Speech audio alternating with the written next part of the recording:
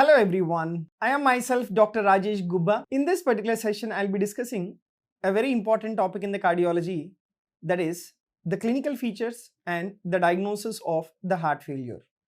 So in the clinical features, you need to know like what will be the features of the right heart failure and what will be the features of the left heart failure. And what is the most common presentation of these patients with the heart failure to the hospital? All that I'll be discussing in this session. So the most common presentation will be in the form of dyspnea. Either they come to the OPD in with the history of paroxysmal nocturnal dyspnea or orthopnea or dyspnea on exertion, or they directly present to the casualty in a state of the dyspnea at rest, right, which will be acute left ventricular failure. The other reason why they present to the OPD is with the symptoms of the fatigability. Because of decrease in cardiac output in patients with the heart failure, right, the organ perfusion will be reduced and thereby the individual will present with the fatigability. Or some group of individuals, they present with palpitations because it is your premature ventricular contractures or arrhythmias which can precipitate the individual to go into a state of heart failure, where the individual can present in the form of palpitations. Some group of individuals, like if it is a predominant right-sided heart failure, they usually present with the swelling of the lower limbs, or they present with ascites. So this will be the usual presentation of these patients with a heart failure. And what will be the very important investigations in the workup? 2D echo, very important, or first line investigation. Like you will be able to make out what type of heart failure is it. Is it heart failure with preserved or reduced ejection fraction, and what is the etiology causing heart failure, you will be able to make out. Then the other important investigations are chest x-ray in order to look for the pulmonary infiltrations, or if there is pulmonary edema being present or not. For that you need to do chest x-ray. Then ECG to rule out the underlying ischemia causing the heart failure. Then we have CT, MRI and the exercise testing, which I'll be discussing in this session. So this particular session is basically to discuss about the clinical features of heart failure and how to diagnose these patients with the heart failure. So now first let me take up the discussion of what will be the clinical presentation or clinical features in patients with the left heart failure. Then I'll discuss the clinical features in patients with the right heart failure. So now the symptoms in these patients with the heart failure, they are mainly because of the volume overload. Volume overload, it is either in the left-sided circulation where the pulmonary venous pressure increases and that will cause the pulmonary congestion or the pulmonary edema. That is the reason why the patient will present with the clinical features. Or it is because of the systemic venous congestion where the patient can present in the form of the pedal edema. So pulmonary pathology or pulmonary congestion will be because of left heart failure. That is because of increase in pulmonary venous hypertension and increase in pulmonary capillary wedge pressure. And as a part of right heart failure, the IVC and SVC pressure increases and the presentation can be in the form of pedal edema and as well as the ascites, right? Now, if you take the cardinal manifestation of the left heart failure, the cardinal manifestation of the left heart failure will be in the form of dyspnea or shortness of breath. And this particular dyspnea, how it starts first? It starts first with the paroxysmal nocturnal dyspnea, right, where the individual will sleep comfortably. So the onset of the sleep will be normal. They will not have any dyspnea. But after 2 to 4 hours of sleep, the individual will present with dyspnea. That is what you come across in patients with the paroxysmal nocturnal dyspnea, right? Whereas orthopnea, as and when the individual attains the supine position, immediately the patient will develop dyspnea, and this is what is called as the orthopnea.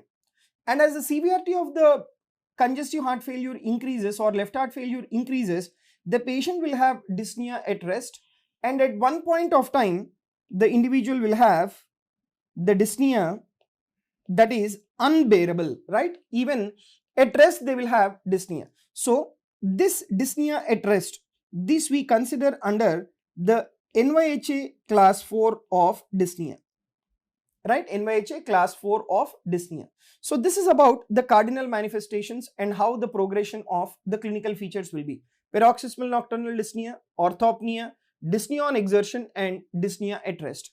And what are the other features of the left heart failure? The other features of the left heart failure includes the decrease in the cardiac output, and thereby the patient will present with the fatigue. right?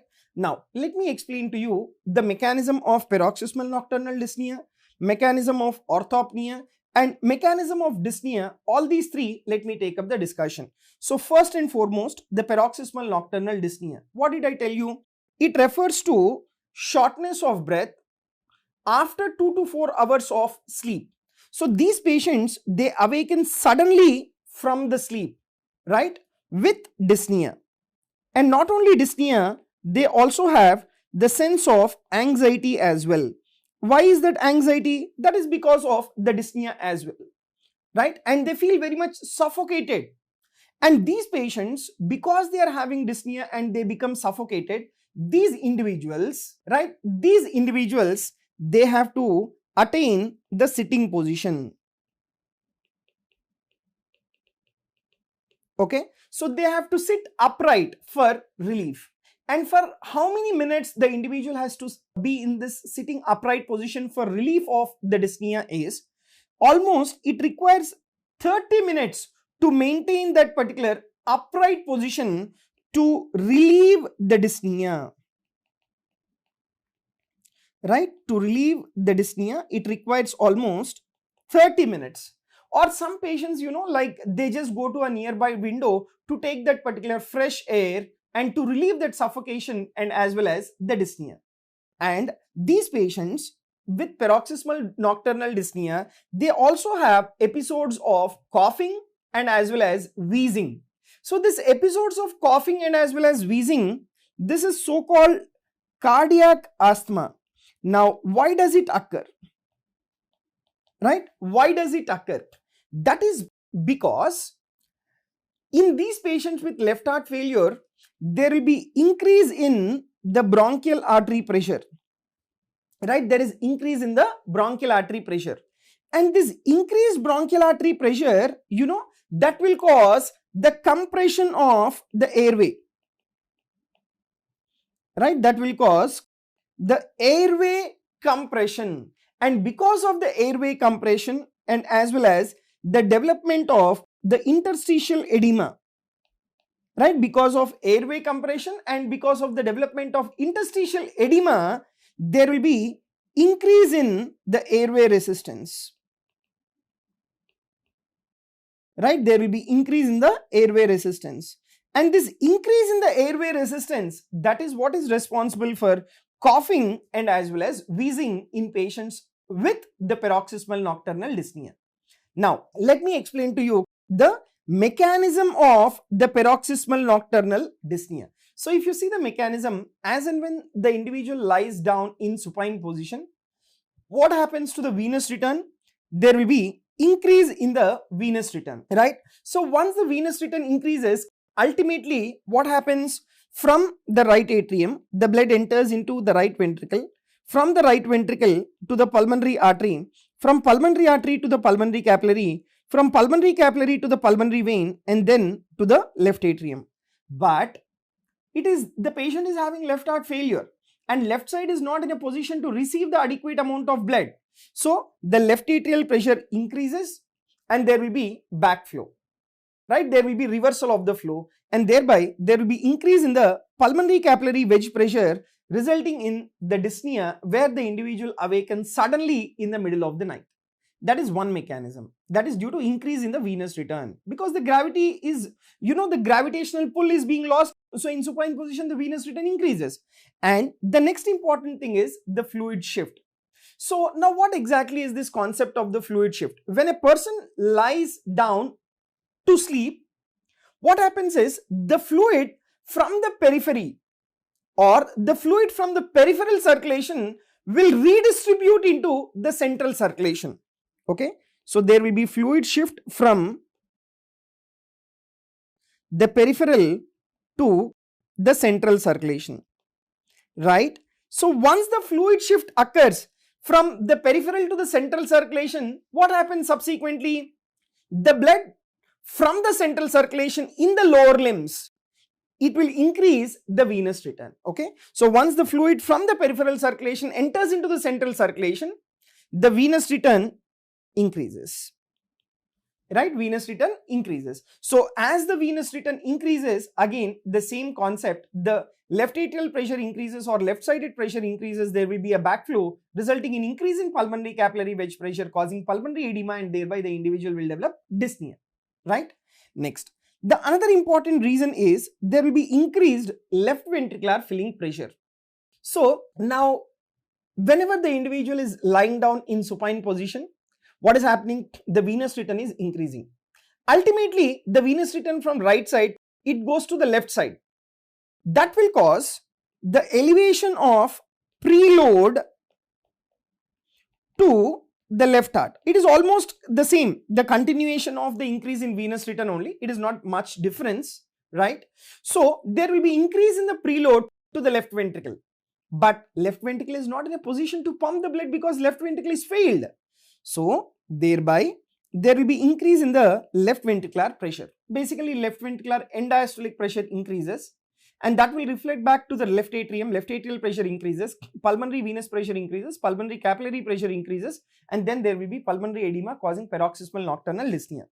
Next is the activation of sympathetic nervous system. See, there is increased lung congestion, and that increased lung congestion, right, that increased lung congestion, that will cause the activation of the sympathetic nervous system.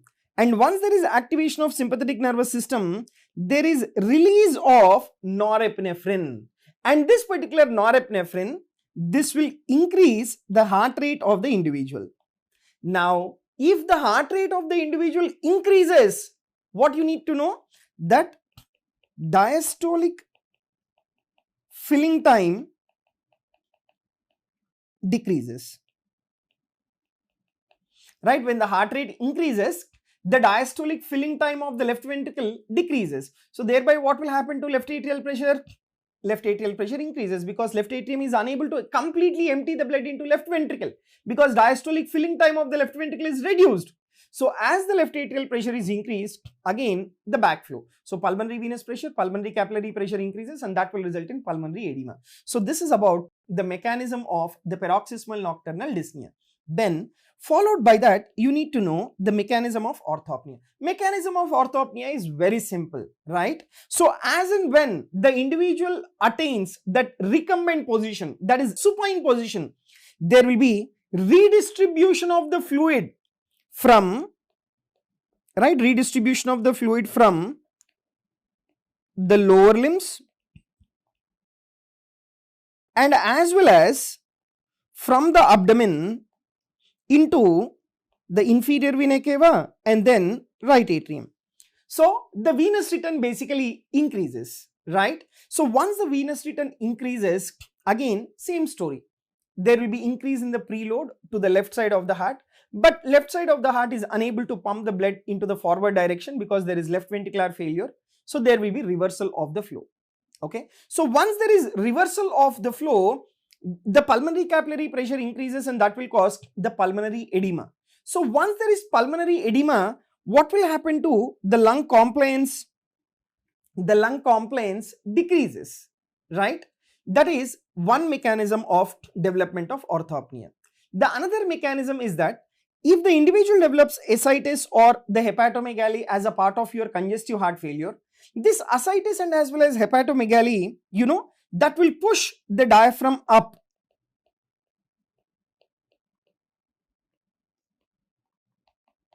Right, that will push the diaphragm up. Once the diaphragm is being pushed up, right, you know, there will be congestion of the lungs. There will be compression of the lung parenchyma. So once there is compression of the lung parenchyma, the exchange of gases does not occur, and that is also the reason why there can be orthopnea. So the reason for orthopnea is because of increase in venous return and the compression of the lungs by the upward push of the diaphragm secondary to ascites or the hepatomegaly, right? So for the development of paroxysmal nocturnal dyspnea, like after 2 to 4 hours of the onset of sleep, the individual will develop dyspnea. Whereas orthopnea, if you observe, you know, as and when the patient sleeps, within 1 to 2 minutes of lying down, there will be development of dyspnea. Right, within 1 to 2 minutes of lying down, the individual will develop dyspnea, and that is what is called as the orthopnea. And the another important point is like how is that the orthopnea can be reduced? The severity of orthopnea, how is it reduced?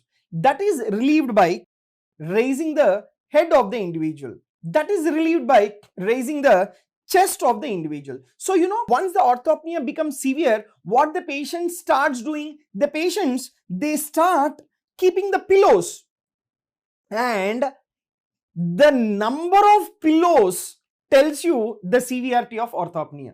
So if the individual is keeping like 3-4 pillows or 4-5 pillows in order to relieve that orthopnea, that means the individual is having a severe form of the left ventricular failure. Okay, and at one point of time, the individual cannot sleep supine at all. The individual has to lie down in a recliner chair. They end up sleeping in a recliner chair, or they remain in sitting up position only. Right? They remain in sitting up position only. Right? And in some of the individuals, orthopnea, it diminishes as the right heart failure appears, or right heart failure as and when it is appearing, the orthopnea disappears. Now, let me explain you the reason or the mechanism why. Now, when the individual is lying down in supine position, why is that there is orthopnea? That is because there is increase in venous return to the right side of the heart, and that right side blood is entering into the left side. So left-sided pressure is increasing, and that is causing increase in your pulmonary capillary wedge pressure, causing pulmonary edema, and thereby there is dyspnea. That is nothing but orthopnea whenever the individual lies down in supine position.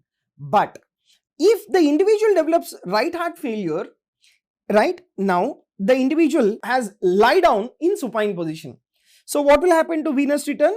Venous return increases. Now, even though venous return increases when there is right heart failure, right ventricle is not in a position to pump the blood into pulmonary artery, pulmonary capillaries, and then pulmonary veins. So once there is right heart failure, what happens? The right ventricular output reduces. So once the right ventricular output reduces, the amount of blood which is going to the left side of the heart reduces, the pulmonary capillary wedge pressure reduces, and thereby the orthopnea subsides. So you need to be very careful. If the patient says like orthopnea is subsided, one reason is by your treatment you are giving adequate amount of diuretics. That is well and good. But contrary to that, if the individual is developing right ventricular failure because of increase in pulmonary artery pressure, then that will be the worst prognosis. Right? Then it will be the worst prognosis. All right. Next. Now, some of these patients, they also develop the nocturnal cough. So why is this particular nocturnal cough? That is due to pulmonary congestion. Right? Secondary to pulmonary congestion, these patients, they develop orthopnea. Right? Now, so if you see the mechanism, right, almost the same like what we have discussed. So basically what will happen? There will be pulmonary venous congestion, right? And there will be transudation of the fluid. Right? There will be transudation of the fluid into the interstitium and as well as the alveoli. So once there is transudation of the fluid into the interstitium and alveoli, what will happen to the compliance of the lung? The compliance of the lung reduces. Okay. And not only that, there will be also increase in the airway resistance. Now, because of increase in the airway resistance, right, there will be rhonchi, there can be wheezing, right? And because of the accumulation of the fluid in the alveoli, the exchange of gases does not occur. Thereby these patients, they develop hypoxemia and they also develop ventilation perfusion mismatch. Right? They also develop ventilation perfusion mismatch. So that is about the mechanism of the dyspnea. And one more reason is whenever there is pulmonary congestion, there will be stimulation of the J receptors. Right? There will be stimulation of the juxtacapillary J receptors. And once there is stimulation of the juxtacapillary J receptors, what happens is there will be increase in the ventilatory drive.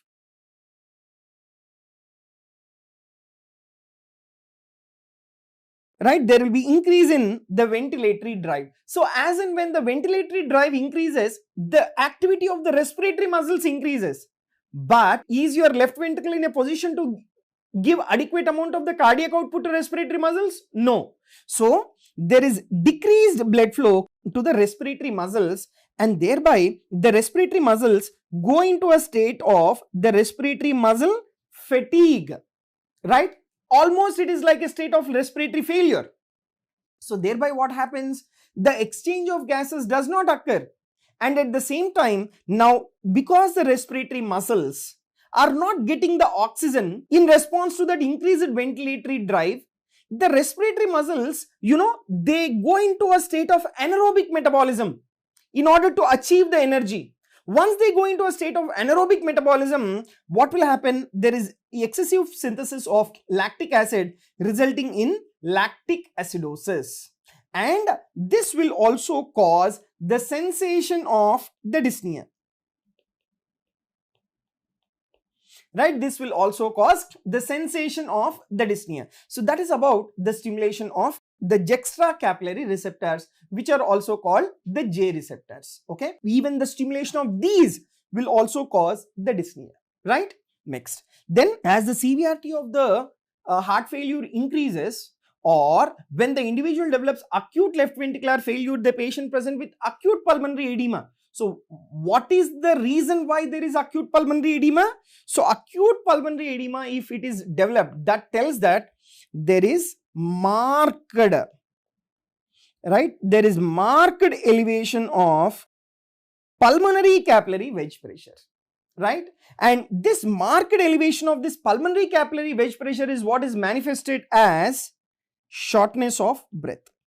Okay, and the fluid accumulates in the alveoli, and that accumulated fluid will be causing the compression of the J receptors and will be also irritating the airway. Thereby the individual will have cough, and that fluid which is accumulated within the alveoli is expectorated out. So thereby the individual will have cough with pink frothy expectoration.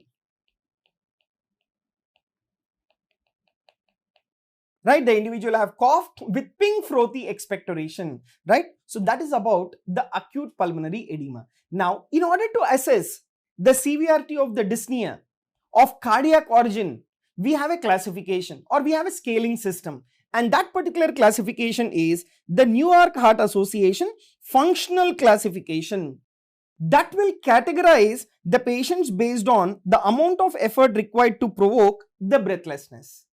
Now, this NYHA classification, it not only tells about the symptomatology dyspnea. Apart from dyspnea, what are the other parameters which are taken into consideration in the NYHA classification? The other parameters are palpitations, and third important parameter is fatigue. Okay. So these are the three important parameters which are taken in the NYHA classification. So accordingly, like you have the NYHA class 1, 2, 3, 4. So you take NYHA class 1 is that where there is no limitation, right? Where there is no limitation. That means in case of the clinical classification, if you see the ordinary activity, right? Ordinary activity is not compromised. The individual is comfortable on doing the ordinary activity. This ordinary activity does not cause fatigue, does not cause palpitations, does not cause dyspnea. Only on severe exertion, there will be development of dyspnea, and that will be your class 1. Whereas class 2 is that there is slight limitation of the physical activity. So these individuals, they are comfortable at rest. But whenever the individual does the ordinary activity, right, whenever the individual does the ordinary activity, then the individual will develop dyspnea, fatigue and palpitations, right? Then coming to your class 3. Class 3 is that where there is marked limitation of the activities. So these individuals, they are also comfortable at rest, but whenever they do less than ordinary activity, right, less than ordinary activity, that will make the individual to develop dyspnea or palpitations or fatigue. That will be your class 3 NYHA. Then you take class 4 NYHA. It is the scenario where there is severe limitation of the physical activity, and these patients, they develop the clinical features at rest. Okay, that means these patients, they cannot do any activity without dyspnea, right? Any activity is not possible in these patients. Okay, at rest they'll have dyspnea. So that is what is your class 4, the NYHA.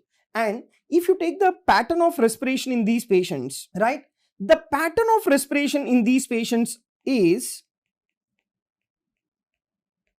the Cheyne-Stokes respiration, right? The pattern of respiration is the Cheyne-Stokes respiration, which is a form of the periodic breathing.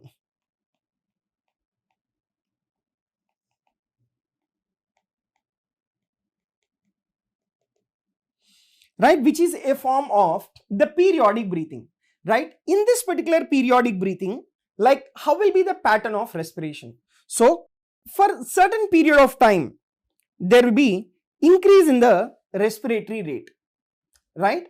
After that, there will be cessation of respiration, and again there will be increase in the respiratory rate. So this is what is your periodic breathing, where there will be increase in respiratory rate for certain period of time, there will be cessation of respiration. Again there will be increase in respiratory rate, again there will be cessation of respiration, and this is what is called as the Cheyne-Stokes respiration, right? Now this particular Cheyne-Stokes respiration is not just seen only in patients with the heart failure. Apart from heart failure, the other conditions where you can see this is in the clinical scenario of stroke, that is in patients with bihemisphere damage, right? In a clinical scenario of bihemisphere damage, they can have this Cheyne-Stokes respiration. Next, TBI. TBI stands for traumatic brain injury and the brain tumors. In this scenario also there will be the Cheyne-Stokes respiration. And healthy individuals, right, or healthy people living at high altitude, right, living at high altitude, in these individuals also they have Cheyne-Stokes respiration. Then in the clinical scenario of toxic metabolic encephalopathy, right, toxic metabolic encephalopathy. Now what are those conditions where you have toxic metabolic encephalopathy? Is in patients with carbon monoxide poisoning. So in case of carbon monoxide poisoning, you know, these patients, they will have the Cheyne-Stokes respiration, right? Now the next important in the clinical manifestation is symptoms of right heart failure. After the left heart failure, the symptoms of right heart failure. And the symptoms of right heart failure, they are mainly related to the systemic venous congestion.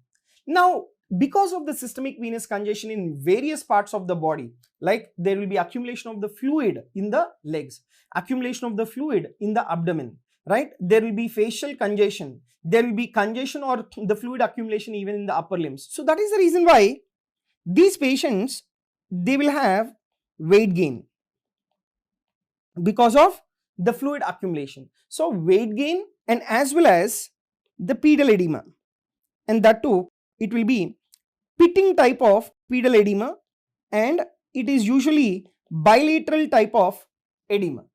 These are the initial manifestations that you come across in patients with the right heart failure, and then followed by the pedal edema and weight gain.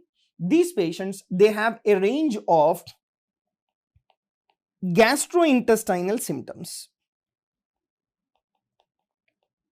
right? And these particular gastrointestinal symptoms, they are mainly because of the bowel edema. Now, why is that there is bowel edema in these patients? Very simple concept. The reason is that there is in right heart failure, there is increase in, okay, so in right heart failure, there is increase in the IVC pressure, and that will cause the hepatic congestion. Followed by that, so because there is hepatic congestion or the pressure within the liver is increasing, right, the portal hypertension develops. So portal venous pressure increases. Now this portal vein, right, how is it formed? It is formed by union of the splenic vein and superior mesenteric vein. So the splenic venous pressure and as well as superior mesenteric venous pressure, both of it is increased.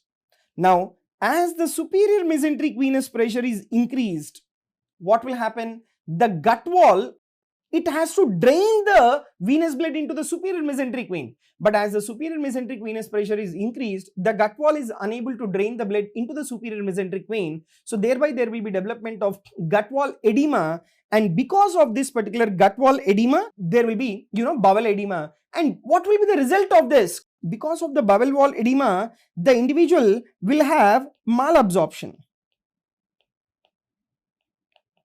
Right? The individual develops malabsorption. So there is decreased absorption of the nutrients. So there will be vomiting and as well as the diarrhea. So there will be GI symptoms in the form of bowel edema and as well as the hepatic congestion. Right? Hepatic congestion. And not only that, because of increase in the pressure within the portal vein, the fluid from the portal vein will enter into the peritoneal cavity and thereby the individual will develop ascites. And the other important point is, because of this bowel edema, the individual has a sense of fullness in the abdomen because there is no absorption of the nutrients. So always the individual will feel the sense of the fullness. So there is abdominal bloating as well.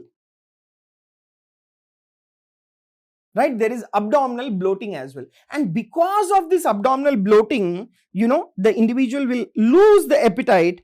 These patients, they have anorexia and there will be also early satiety. So anorexia and as well as the early satiety, these are the other important manifestations that you come across in patients with the right heart failure. And you take this particular liver. Now, because of this congestion, because of the increase in the pressure within the inferior vena cava, liver is unable to drain the blood into the IVC. So the size of the liver increases. Now, once the size of the liver increases, the capsule which is present around the liver, that is being stretched. That is, the Gleason's capsule is being stretched. Once the capsule is being stretched, the individual will have the pain. So they will have right upper quadrant pain. So why is this particular right upper quadrant pain? That is because of the hepatic venous congestion. That is because of the stretch of the Gleason's capsule, which is very much pain sensitive, right? Which is very much pain sensitive, right? And now, as the CVRT of the right heart failure is increasing, in refractory right heart failure, there is development of, right? So in refractory right heart failure, there is development of massive edema, right? There is development of massive edema all over the body, and this massive edema which is developing all over the body, this we call it as anasarca. And at one point of time, these patients, they also develop bilateral pleural effusion as well. And this bilateral pleural effusion, this could be the part of even the left heart failure as well, right? Left heart failure as well. Okay. So these are the features of the right and as well as the left heart failure. Next. Now, I said you that these patients, the cardiac output is reduced, particularly in the advanced stage of the heart failure. The symptoms, they are related to reduced organ perfusion. And this reduced organ perfusion, sometimes that is being referred to as low output syndrome, right? Low output syndrome is nothing but the cardiac output is reduced. So once the organ perfusion is reduced, the organ is not receiving adequate amount of the oxygen, so the synthesis of ATP is not there. So As the synthesis of ATP is not there, the individual will develop fatigue and as well as the weakness. And this particular fatigue and weakness, they are particularly seen within the lower limbs, right? Particularly seen in the lower extremities, right? And if you take the pathophysiology, the pathophysiology include reduced blood flow to the exercising muscles. See, throughout the day when we are walking, like what is the muscles which are like continuously in use when we are walking? That is your lower limb muscles, right? So there is reduced blood flow to the exercising muscles, and that reduced blood flow to the exercising muscles, it is also due to endothelial dysfunction. And that is the reason why the individual will develop fatigue. And another reason why there will be reduced flow to the lower limbs is your vascular resistance, the systemic vascular resistance increases. Why? Why the systemic vascular resistance is increasing? Because in heart failure, there is activation of compensatory mechanism, and that compensatory mechanism which is activated is the sympathetic nervous system activity. So, because of increased sympathetic activity, there is also severe vasoconstriction causing increase in the systemic vascular resistance. Now, as the systemic vascular resistance increases within the vessel supplying to the lower limb, what happens? The blood flow to the lower limbs will be reduced, and thereby there will be fatigue and as well as weakness within the lower limbs. And not only that, there is also chronic alteration in the skeletal muscle structure, right? There is also chronic alteration in the skeletal muscle structure and as well as the metabolism. So because of the chronic alteration in the skeletal muscle structure and as well as alteration, that is also the reason why there will be fatigue within the lower limbs. And now, not only because of decreased cardiac output to the lower limbs, the fatigue may be caused by even the electrolyte abnormality, that is hyponatremia. Why there will be hyponatremia and all, I will discuss. It's basically a dilutional hyponatremia, right? And these patients, they also have the iron deficiency. Why? Because there is gut wall edema. Once there is gut wall edema, the absorption of the nutrients is not taking place. In the same way, iron is not reabsorbed, so there is iron deficiency. Synthesis of RBC will not be there, and thereby the hemoglobin will be reduced, oxygen supply to the muscles will be reduced. So, not only decrease in cardiac output because of hyponatremia and because of iron deficiency and even because of certain medications. What are those medications that we give in heart failure? We give beta blockers. So, these beta blockers, what they do? They reduce the heart rate. But we give beta blockers mainly to reduce the mortality, to prevent that neurohormonal activation, right? But when you are giving beta blockers, the heart rate is reducing, the cardiac output further may reduce, and that is an additional factor which contributes to the development of the fatigue. Okay. Now, and in these patients, you also need to know that cerebrovascular symptoms. Now, in older patients with heart failure, right? In older patients with heart failure and cerebrovascular disease, there is reduced perfusion to the brain. Thereby, the patient will have, a state of mental dullness because the brain is not receiving adequate amount of oxygen, and there is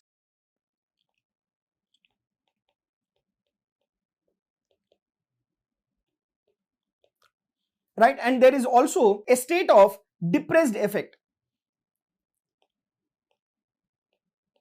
and the individual will be also in a state of confusion. So these are the manifestations of cerebral manifestations.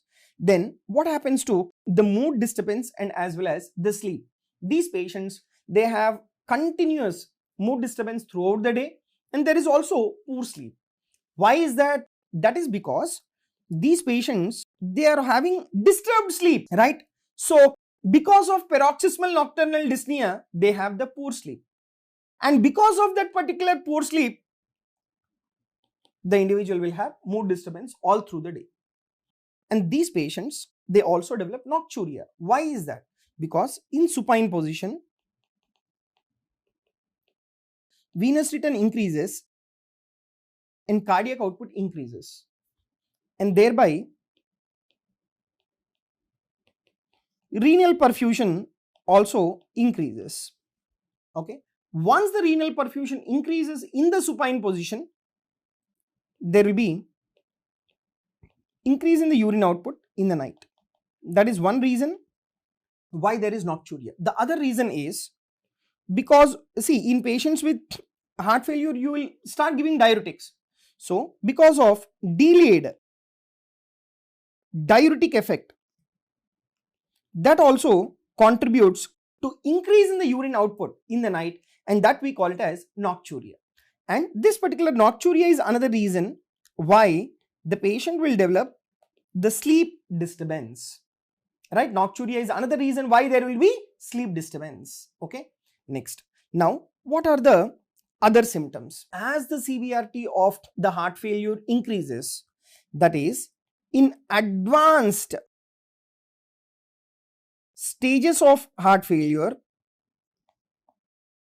right, in advanced stages of the heart failure, there is severe reduction in renal blood flow. Once there is severe reduction in the renal blood flow, that contributes to the oliguria, right? That contributes to oliguria. Now, what are the precipitating factors for this particular heart failure? Patients with heart failure may be asymptomatic or mildly symptomatic. Why? Even though they are having heart failure, why is that they are asymptomatic? Why is that they are only mildly symptomatic? That is because of activation of the compensatory mild symptomatic. That is because of the activation of the compensatory mechanisms. So activation of the compensatory mechanisms, that will help in increasing the cardiac output and normalizing the cardiac function. But these compensatory mechanisms, they are not, useful in long term. These compensatory mechanisms, they precipitate the heart failure. So if you take this precipitating factors, we classify the precipitating factors into 4 things. The precipitating factors, one, we have patient related factors, provider, that is doctor providing or provider related factors, heart failure related disease state, the other causes. What are those? One by one, let me discuss. You take the patient related factors. Patient related factors, like for example, patient with heart failure, extreme exertion, increased stress, that will definitely precipitate the heart failure. Okay, next, patient is advised to restrict the fluid intake, to restrict the salt intake, but the patient has taken excess fluid, right, or excess salt. That is a patient related factor for precipitation of the heart failure. And the other patient related factor is non-adherence to the medication, right? Fourth important thing, heavy alcohol use. So these are, the patient related factors for the development of the precipitation of heart failure. Okay, next, coming to the provider related factors. Now, the patient has developed some pain somewhere over the body, and the provider, either medical, the doctor who is prescribing, if suppose for the pain he is prescribing the NSAIDs, they cause, water retention, right? So NSAIDs, if the patient is taking, that will precipitate the heart failure, right? And or prescription of negative inotropic drugs like calcium channel blockers, okay, or the patient is being prescribed diuretics but reduced dose of diuretics. So the drugs which have been prescribed by the provider can also precipitate the heart failure. So these are provider related factors. The next important is the heart failure related disease states. So heart failure related disease states, if you see, that includes number 1, uncontrolled hypertension, right? Uncontrolled hypertension will increase the afterload on the heart and it will cause the heart failure. Next, myocardial infarction or myocardial ischemia, that will precipitate the heart failure. Then arrhythmias, that is atrial or ventricular arrhythmias, that will also increase the workload on the heart and that will precipitate the heart failure. Then next, pulmonary embolism. Okay, so these are the heart failure related disease states which can precipitate the heart failure. Then what are the other causes? The other causes which will precipitate the heart failure is very important. Systemic infection will precipitate the heart failure. Okay, see, the patient might be taking the drugs, diuretics perfectly well, right? There is sodium restriction, fluid restriction, everything is perfectly maintaining, but the individual has encountered some systemic infection that will precipitate the underlying heart failure. Okay, or worsening of renal or the hepatic function, that will precipitate the heart failure. Then development of hyperthyroidism, that will precipitate the heart failure because this is a high output state. Then anemia. So these, they have to be treated perfectly, otherwise they will precipitate the heart failure. So these are the clinical features in patients with the heart failure, and these are the factors which will precipitate the heart failure. So we have discussed the features of right and as well as the features of the left heart failure. Now let me take up the discussion of the physical examination in patients with the heart failure. So if you see the physical examination, that is first and foremost the general appearance of the individual. So in cases of mild to moderate state of the heart failure, these patients, they appear well nourished, right? And they are comfortable at rest without having any dyspnea or without having increase in the respiratory rate. But as the severity of the heart failure increases, more advanced disease, in the status of more advanced status of the disease, these patients, they slowly start demonstrating the presence of the dyspnea, right? And there will be increase in the respiratory rate. These they will have with minimal exertion, right? These they will have with minimal exertion, that is on walking, even just across the room. But in severe stages of the heart failure, patients with severe heart failure, these patients, they cannot even lie in supine position. These patients, they have to sit upright, right? They have to sit upright because once they lie down, they'll have severe dyspnea. And these patients, they appear very much anxious. Why? That is because of increase in sympathetic activity. And they also appear dyspneic. They also appear diaphoretic.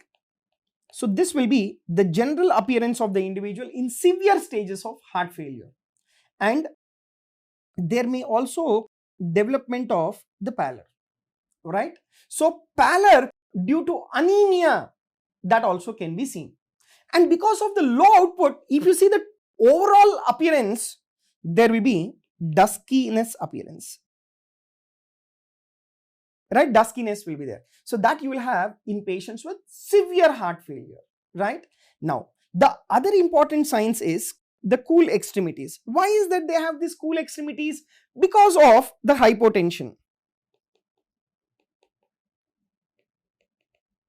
Okay, so because of the hypotension, the organ perfusion to the peripheries will be reduced. So they'll have the cool extremities, and the exchange of gases is not there. There is hypoxia, and that will contribute to increase in the quantity of reduced hemoglobin. And because of increase in the quantity of reduced hemoglobin, there will be development of the peripheral cyanosis as well, right? And these patients, they develop cardiac cachexia. What is this cardiac cachexia? Let me explain to you. So, this cardiac cachexia, it is defined as unintentional, right? It is defined as unintentional edema-free weight loss, right? Unintentional edema-free weight loss. And how much it should be? More than 5% over 12 months, right? More than 5% over 12 months. That will be the weight loss in the cardiac cachexia, right? And this cardiac cachexia, it is seen in long-standing severe heart failure, right? And how will be the muscle mass in patients with the cardiac cachexia? There will be upper body, right? Usually the upper body muscle wasting will be there in patients with the cardiac cachexia. And the contributing factors to the development of cardiac cachexia is anorexia, where the individual will have poor oral intake, right? The individual has the poor oral intake, and because of the gut wall edema, right? Because of the gut wall edema, there is decreased fat absorption, right?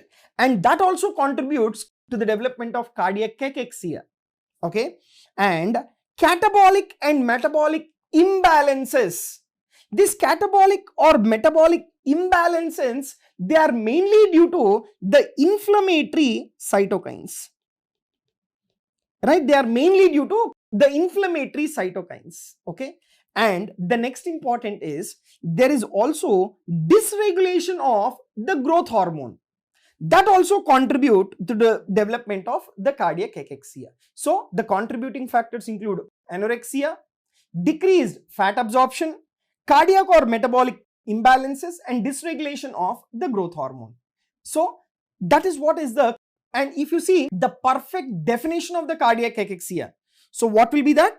That will be edema-free weight loss of at least 5% in 12 months.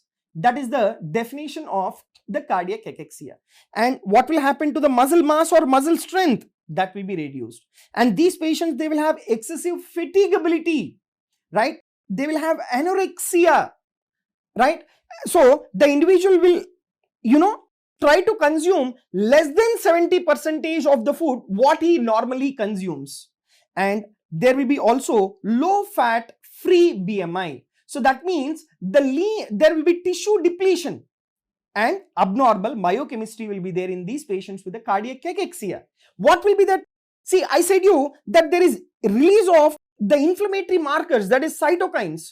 So accordingly, the interleukin 6 levels, they will be elevated to more than 4 picograms per ml, and C-reactive protein, which is also an acute inflammatory marker, that will be elevated. And these patients, I said you, one of the contributing factor is anemia. So the hemoglobin levels will be less than 12 grams per deciliter. And another very important point is the serum albumin levels will be reduced. And this serum albumin levels will be less than 3.2 grams per deciliter. So this will be the definition of the cardiac cachexia. So edema-free weight loss of at least 5% in 12 months with decrease in muscle strength, fatigue, anorexia, where there is almost less than 70% of the usual diet what he takes, low fat free BMI and abnormal biochemistries.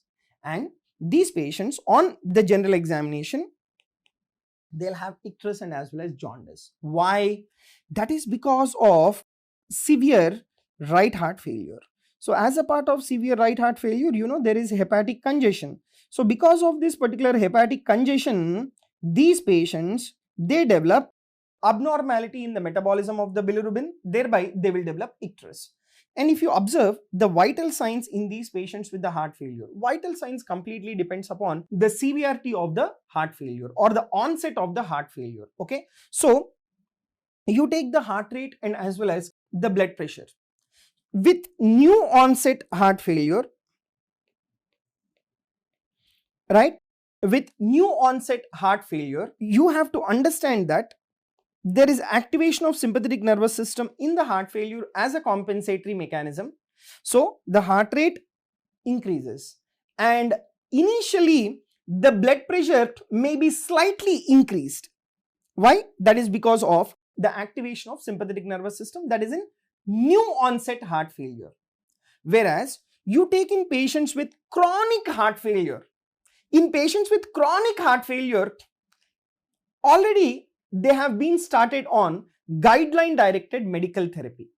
Guideline directed medical therapy that includes beta blockers, then the AC inhibitors or angiotensin receptor blockers, and then aldosterone antagonist. A stands for aldosterone antagonist. So in these individuals, what should be the ideal heart rate?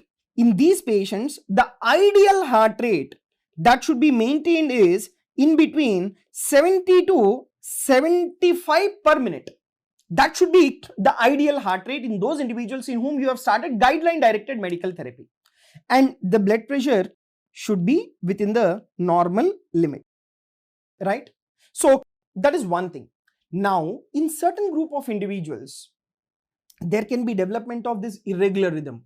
So this particular irregular rhythm, that is mainly because of development of atrial fibrillation or atrial flutter that causes the irregular rhythm.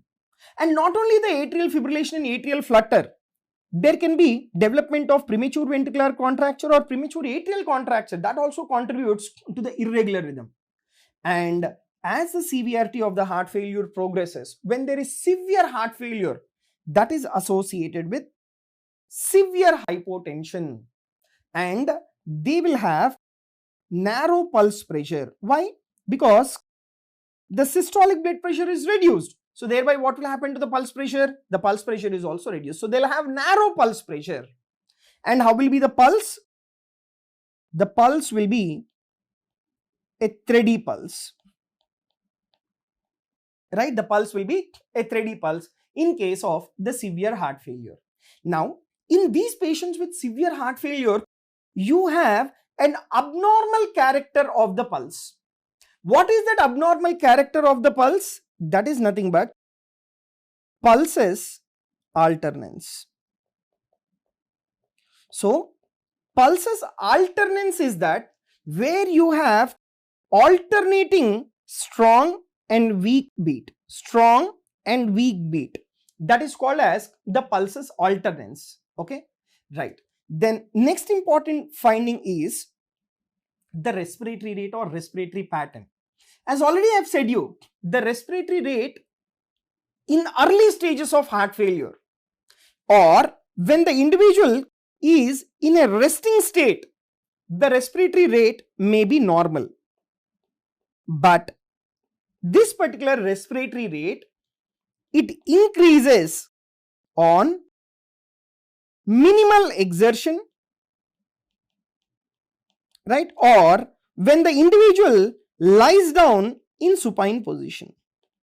Okay, on minimal exertion or lying down in supine position, the respiratory rate increases, right? Next, in advanced stages of the heart failure, they may be associated with the periodic breathing. So what will be that periodic breathing? That periodic breathing, it will be the Cheyne-Stokes respiration. Okay, that is what we have just discussed now, right? Then what will happen to the oxygen saturation? Oxygen saturation is normal on the room air until unless, right? Until unless the individual develops the acute pulmonary edema. So once the individual develops acute pulmonary edema, what will happen to the oxygen saturation? Decreases. And if there is shunting secondary to an underlying congenital heart disease, even that also cause decrease in the oxygen saturation, right? And if there is development of severe pulmonary hypertension, even that can also cause decrease in the oxygen saturation.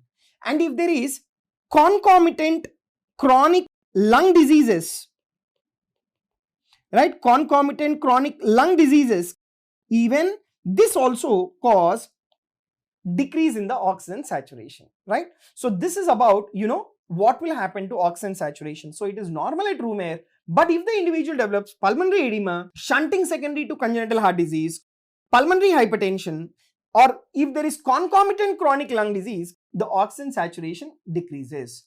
And these patients, they also develop a low-grade fever. Low-grade fever, it results from the cytokine activation.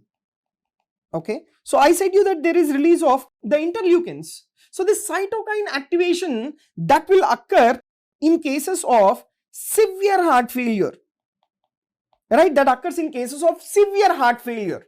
Okay, and that will contribute to the development of the low grade fever. And what will happen to the JVP? See, JVP estimation is nothing but the estimation of right atrial pressure, okay, or the estimation of the right heart pressure. So you take in case of mild right heart failure. In mild right heart failure, the JVP, it may be normal at rest. And how much will be that? Less than 8 centimeters of water. But this particular JVP increases in case of mild right heart failure whenever you apply the pressure over the right hypochondrium. Okay, so when you increase the pressure over the right hypochondrium, the JVP is increased. That is in cases of mild right heart failure. And that particular increase in JVP in response to increase in the pressure over the right hypochondrium, that we call it as the hepatojugular reflux. And for how long you need to apply the pressure over the right hypochondrium? You need to apply the pressure over the right hypochondrium or over the liver for nearly around 15 to 30 seconds. So you apply the pressure over the right hypochondrium for 15 to 30 seconds, that will increase the JVP, and that we call it as the hepatojugular reflex. Normally what will happen, once you take out the pressure from the right hypochondrium, the JVP which is elevated, that will return back to normal, which is a negative hepatojugular reflex. But in spite of removing the pressure from right hypochondrium, if the JVP is still elevated, that means it is a positive hepatojugular reflex, right? And these particular patients, they breathe normally, right? Or they have to, see, whenever you are doing that hepatojugular reflux maneuver, they have to breathe normally. And they should not strain during this maneuver of the hepatojugular reflex. Okay, next. Now, in cases of chronic right heart failure, what happens? The JVP further increases. The JVP, even it may reach the angle of jog. So when it reaches the angle of jog, that tells that it is a severe form of the right heart failure. And in patients with tricuspid regurgitation causing right heart failure, what will be the abnormal waves in the JVP? Abnormal waves in the JVP will be prominent V wave in tricuspid regurgitation, and in TR, what will happen to Y descent? There will be early and deep Y descent in case of, right, early and deep Y descent in cases of the tricuspid regurgitation. And these patients with right heart failure, they also have the presence of the Kussmaul sign. What is that Kussmaul sign? That is failure of, right, failure of fall in the jugular venous volume during inspiration. See, what will happen to jugular venous volume during inspiration? It increases. What will happen in a normal individual? The jugular venous volume reduces during inspiration, right? But in Kussmaul sign, the jugular venous volume, it increases on inspiration.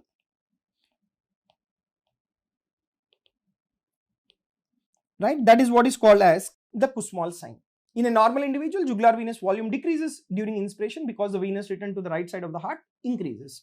Then followed by that, the examination of the lung examination, very, very important. Why? Because there is interstitial edema, there is pulmonary edema, so lung examination is very important. So you will have the crepitations, which is nothing but your pulmonary rolls. So this particular pulmonary rolls, that is because of the transudation of the fluid from the pulmonary capillaries into the interstitium. Okay, so where exactly the fluid will get accumulated? The fluid it gets accumulated in the interstitium and as well as the alveoli. And this particular fluid in early stages where it is accumulated in the lung bases, because the fluid has more density, the fluid will accumulate lower down. So at the lung bases you will have these particular crepitations, right? But as the severity of the heart failure increases, right, in patients with severe heart failure, right, or in patients with acute pulmonary edema, in these patients the crepitations are being heard,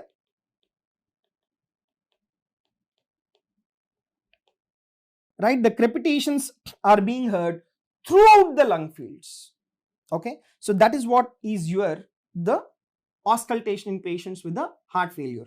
And these patients, they also develop wheeze and as well as rhonchi, and this particular wheeze and rhonchi, they occur because of the congestion, right? So because of the congestion of the bronchial mucosa, right, because of the congestion of the bronchial mucosa, that will cause the wheeze and as well as rhonchi. And this particular wheeze and rhonchi, sometimes it is being misdiagnosed as the presence of asthma or the presence of chronic obstructive lung disease. And at certain points of time, the rales may be absent. If the crepitations are absent in case of severe left ventricular failure, what does that indicate? So in long-standing heart failure, right, in long-standing heart failure, the rales may be absent. What does that indicate? That is because of increased lymphatic drainage. So because of increased lymphatic drainage from the lungs, the crepitations or rales may be absent. Okay, so that is what is the parameter that you need to think of if the rales are absent in cases of the left heart failure. Next is in patients with biventricular failure or predominant right heart failure. Okay, in patients with biventricular failure or predominant right heart failure, there will be also development of bilateral pleural effusion. And this, whenever there is bilateral pleural effusion, what is that you will find? You will find that there is stony dullness on percussion, right? There will be stony dullness on percussion, and there will be decreased breath sounds on auscultation. So this will be the lung examination findings, right? Then followed by that, see, you also need to be very much aware of the cardiac examination. So cardiac examination, there will be additional heart sounds and you will also listen certain murmurs. Chronic heart failure with ventricular remodeling is accompanied by the cardiac enlargement. Okay, so because of this cardiac enlargement, what will happen to this apical impulse? So this particular apical impulse, it is displaced down and out. Okay, it is displaced down and out. That will happen in cases of left ventricular enlargement. But when there is only right ventricular enlargement, what will happen to the apex? The apex, it is being shifted out, that's all. It is not down. Left ventricular enlargement, down and out. Only right ventricular enlargement, it is the apex is being shifted laterally, that is out. And if there is dilated cardiomyopathy, in this case, how will be the apical impulse? The apical impulse will be diffuse if it is dilated cardiomyopathy. And if it is aortic stenosis causing heart failure, and how will be the apex? It will be the sustained elevation of the apical impulse, and that we call it as heaving type of apical impulse, right? And if it is mitral regurgitation or aortic regurgitation causing heart failure, then you will have hyperdynamic type of apical impulse. So apical impulse completely depends upon like what is the underlying etiology causing the heart failure. Then followed by that, the right ventricular heave. Okay, so in the left parasternal area, you need to keep the base of the hand and you need to check for the uplift. So there will be right ventricular heave. So if there is right ventricular heave or if there is parasternal lift, what does that indicates? That indicates that there is right ventricular enlargement that is secondary to pulmonary hypertension, right? Secondary to pulmonary hypertension, right? Then these patients, they also have the palpable S3. This palpable S3, either it is RVS3 or LVS3. So this is nothing but your ventricular gallop, right? This is nothing but your ventricular gallop.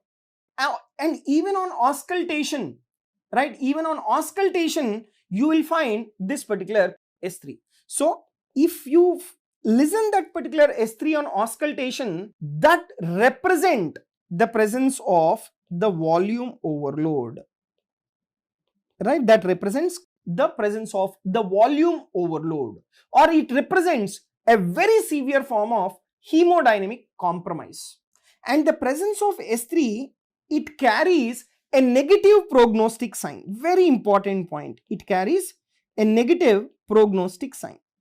And not only S3, as the severity of the heart failure increases, even there can be the S4 gallop as well. But the presence of this S4 gallop, it is not specific for the heart failure. But if it is being present, it tells you that the individual is having heart failure with preserved ejection fraction secondary to systemic hypertension. Okay, it is not specific for the heart failure, but if it is present, it represents the heart failure with preserved ejection fraction secondary to the hypertension. Now, coming to the murmurs. See, these patients, they develop the holosystolic murmurs. And this holosystolic murmurs, right? This particular holosystolic murmurs, that is functional MR and as well as the functional TR. So this functional MR and functional TR, you come across this in advanced stages of the heart failure. Okay, so in advanced heart failure, you come across this functional MR and as well as the functional TR. Why is that? That is because of dilatation of the ventricles. And this dilatation of the ventricles, you come across that in patients with dilated cardiomyopathy, where you will have this functional MR and as well as the functional TR. And not only that, some patients, they also develop severe pulmonary hypertension. That is because of the backflow. So if you auscultate, apart from this S3 and S4, there will be abnormality even in S2 also. What will be that abnormality in S2? They will have loud P2. So presence of loud P2 tells you that the individual has the underlying pulmonary hypertension. That is what is the importance of the presence of loud P2, right? And after this cardiac examination, the next important is the abdominal examination. So abdominal examination, you will find in the right hypochondrium that there is hepatomegaly. And the presence of the hepatomegaly, this is the early sign of systemic venous congestion. Right? This is the early sign of the systemic venous congestion. And not only that, because of increase in the pressure within the liver, there is hepatic congestion, right? Now, once there is hepatic congestion, what will happen to that particular liver edge? When you palpate the liver, it will be tender. Why? Because there is also stretch of the capsule, Gleason's capsule, which is tender upon palpation whenever it is stretched. Okay, so the liver edge may be tender. So liver edge may be tender, that is because of the stretch of the capsule. But as there is progression of your right heart failure, the tenderness may slowly disappear. Okay, and this particular liver edge or this hepatomegaly, it can be pulsatile also. There will be pulsatile hepatomegaly. In which scenario? if it is tricuspid regurgitation, then you will feel that systolic pulsations over the liver. Why only systolic pulsations? That is because the tricuspid regurgitation occurs during right ventricular systole, and the same blood from right ventricle which is entering into right atrium during RV systole in TR, that will reverse into the inferior vena cava, causing the systolic pulsations. Okay, and in long-standing hepatic congestion, right, in long-standing hepatic congestion, there will be development of the cirrhosis of liver, and that we call it as the cardiac cirrhosis. That because the congestion is secondary to your right heart failure, so that we call it as the cardiac cirrhosis. And these patients with the cardiac cirrhosis, what will happen to portal venous pressure? Increases. So as the portal venous pressure increases, subsequently splenic venous pressure increases, and as well as the superior mesenteric venous pressure increases. So as the splenic venous pressure increases, these patients, they develop splenomegaly, and that too, it is congestive splenomegaly. Then as the portal venous pressure, PVP stands for portal venous pressure. So as the portal venous pressure increases, there will be development of massive ascites. And this ascites is not only just because of increase in portal venous pressure, because of the hepatic congestion, that is because of the cardiac cirrhosis, there is decrease in the synthesis of albumin. And this decreased synthesis of albumin, even that also contributes to the development of the ascites. So along with increase in portal venous pressure and even decrease in the albumin also contributes to the development of this ascites. Next, whenever there is severe form of ascites, what is that you need to suspect? Constrictive pericarditis. In patients with constrictive pericarditis, ascites is the one which will be more severe than compared to that of pedal edema. Normally in all the cardiac pathologies, the pedal edema will be more, or the pedal edema appears first, then compared to that of ascites. But in constrictive pericarditis, the ascites appears first, then followed by that pedal edema. And this we call it as ascites precox. Right, this we call it as the ascites precox. So if there is massive ascites, you need to suspect the underlying development of constrictive pericarditis. Then what are the other features of the heart failure? The other features of the heart failure includes the development of the dependent lower extremity edema. So dependent lower extremity edema, it is common in case of chronic heart failure, right? And it is usually bilaterally symmetrical edema. And what type of edema is this? It is pitting type of pedal edema. And as the severity further progresses, that is in chronic edema, there will be reddening and as well as the induration of the skin.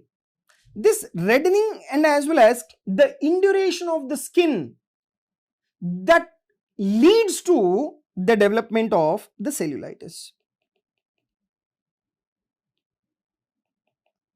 Right, that leads to development of the cellulitis. And as the severity of the edema increases, right, you know, there will be edema in the legs, there will be ascites, there will be facial congestion, there will be edema of the upper limbs. So that will contribute to anasarca. So anasarca is nothing but generalized, right, generalized edema. That is what is called as the anasarca, right? Next important is in patients with acute heart failure or young adults with chronic heart failure. This is a very, very important point you need to know. Okay, in acute heart failure or young adults with chronic heart failure, pedal edema is absent. Right, pedal edema is absent, even though there is marked systemic venous hypertension, right, even though there is marked systemic venous hypertension, right, the pedal edema will not be there. Okay, why? Let me try to explain to you. See, in younger individuals, in patients with acute heart failure, you have, right, you have that more compliant capillary bloods, right, you have more compliant capillary beds. this more compliant capillary beds, they can accommodate the fluid because they are very much compliant. Because they can accommodate that fluid, thereby the fluid will not enter into the extravascular compartment. Thereby there is no edema. That is one reason. The another reason is it is acute heart failure. So it is short duration of venous hypertension. So this short duration of the venous hypertension, that can be accommodated by the capillaries.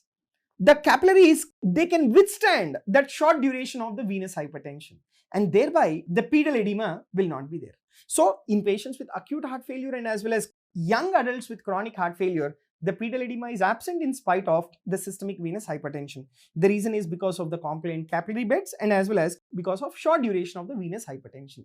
So this is about, the clinical features and as well as examination findings in patients with the heart failure. So in this session, now let me discuss how to diagnose the heart failure and what are the various procedures we need to do. Let me discuss. So if you see the diagnosis of the heart failure, it is relatively straightforward when patient present with typical signs and as well as symptoms. But the signs and symptoms of heart failure are neither specific or sensitive, because the dyspnea what you come across in patients with heart failure, you can come across that even in lung pathologies as also. Fatigability that you see in patients with the heart failure, you come across that in multiple other disorders as well. Pedal edema, what you see in patients with right heart failure, you can come across that even in patients with cirrhosis of liver and renal failure as well. Ascites that you see in right heart failure, you can see that even in patients with the cirrhosis of liver and as well as renal failure. So the signs and symptoms of the heart failure, whatever they are being developed, they are like non-specific and they are not sensitive also. So that is the reason why you should have a high level of suspicion whenever the patient is presenting with dyspnea, fatigability, pedal edema. And that high level of suspicion should be there mainly in older individuals. You need to think of the development of heart failure, right? Or you should have that high level of suspicion in those individuals who are having the cardiovascular risk factors like hypertension, cardiovascular risk factors like diabetes mellitus, cardiovascular risk factors like dyslipidemia. So in those individuals, you need to have high level of suspicion to consider the development of the heart failure, right? Now, what will be the sequence of the investigations that you need to do, or how is the workup that you need to do? Let me try to tell you. So first and foremost, very important is the history and physical examination that will tell you the signs and symptoms of heart failure. Then in early stages, you need to do the echocardiogram, then chest x-ray and some laboratory investigations. So that will be the initial basic workup. Then followed by that, by your chest x-ray, ECG and as well as echocardiogram, once you find that the patient has developed a heart failure, next immediate workups you need to do is to make out what is the cause of the heart failure. And in echocardiogram, you will be able to make out even the cause, some of the cardiac causes of the heart failure. But in order to make out few more causes specifically, the other investigations include, right, that is cardiac MRI, CT or the PET scan, coronary angiography to mainly look for the coronaries causing ischemia contributing to heart failure.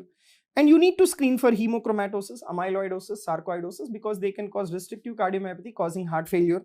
Then endomyocardial biopsy, what are the indications I will discuss. So these are the investigations that you will be doing in determining the cause of the heart failure. Next is the risk stratification. Okay, so like risk stratification depending upon the NYHA functional class, you will be able to assess the severity of the heart failure.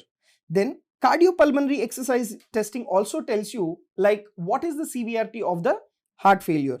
Levels of brain natriuretic peptide, that is NT-proBNP, it is not only diagnostic, it also tells you about the severity of the heart failure.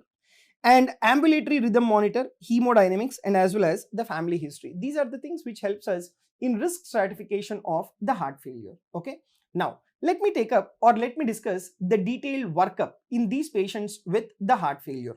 So in this particular detailed workup, first and foremost, the metabolic panel.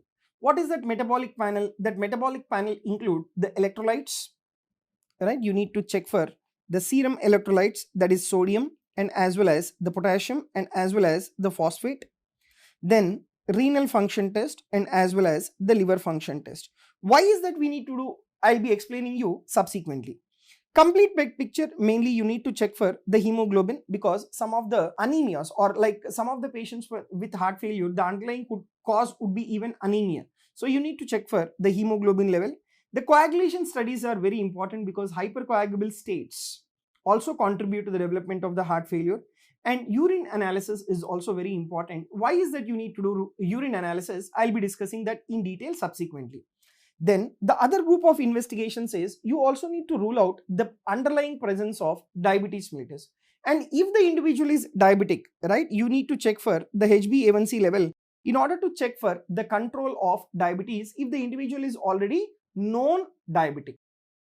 Then you need to check if there is development of dyslipidemia, wherein you need to check for the LDL, then VLDL, then total cholesterol, then triglycerides, then followed by that you also need to check for the HDL levels. Okay, so that will help us to make out whether the individual is having dyslipidemia or not. Thyroid function, because the hyperthyroidism or thyrotoxicosis, they also contribute to high output heart failure. So for that you need to do thyroid functions. Now coming to the renal function test, like what is that you need to do and what do they represent? See, blood urea nitrogen and as well as the serum creatinine, if they are being elevated, what does that tells you? See, they are elevated in case of moderate to severe heart failure. Why is that they are elevated in moderate to severe heart failure? That is because in patients with heart failure, the cardiac output is reduced. Once the cardiac output is reduced, what will happen to renal perfusion? Renal perfusion decreases, and that will contribute or that will cause pre-renal type of the acute renal failure.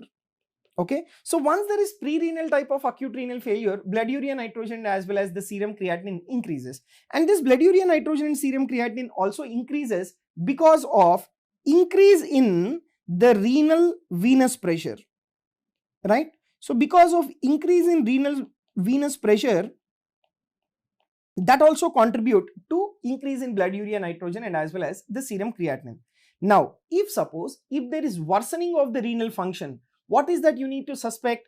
Like the diuretics what you are giving in these individuals, you need to reduce the dose, because whenever you are giving diuretics, that will further cause hypotension and that will further reduce the renal perfusion and that will further cause worsening of the renal function. Okay, so diuretics, then RAS inhibitors, that is the angiotensin receptor blockers and as well as ACE inhibitors, they also cause worsening of the renal function. And we have some non-cardiac medications which can worsen the renal function, that is the NSAIDs, non-steroidal anti-inflammatory drugs. So is this particular drug related worsening of renal function? You need to check for. Next is the proteinuria. See, proteinuria, see, I said you need to do urine analysis. What is the purpose of doing urine analysis? Because some of the risk factors causing heart failure, they cause abnormality within the urine. What is that abnormality within the urine? That is proteinuria. What are those risk factors? Those risk factors include long-standing hypertension and diabetes mellitus. So long-standing hypertension and diabetes mellitus, they can cause the development of proteinuria, for which the urine analysis is very, very important, right?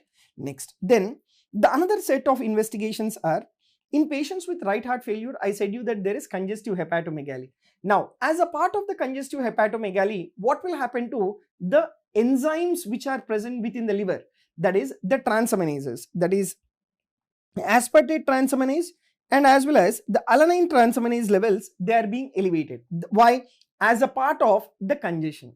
Next important thing is the alkaline phosphatase level is also elevated, and even bilirubin also is being elevated.